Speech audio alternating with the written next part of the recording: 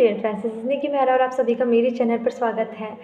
मैं आप सभी को ये बताने वाली हूँ कि अब है ना एसएसबी, आप में से जो भी एसएसबी की तैयारी कर रहे हैं उनके लिए है बहुत ही बड़ी गुड न्यूज़, क्योंकि जेके एसएसबी मतलब जम्मू एंड कश्मीर एसएसबी में एसएसबी सिलेक्शन बोर्ड ने जो है वैकेंसीज जारी की है, जो कि 300 प्लस वैकेंसीज है, पद खाली है 300 प्लस। और उसमें आप लोगों को, आप यकीन नहीं करोगे, यू कांट इमेजिन दैट कि कितनी अच्छी सैलरी है। मतलब 14,800 रुपये तो लाइक स्टार्टिंग है, स्टार्टिंग वैकेंसी 14,000 प्लस है।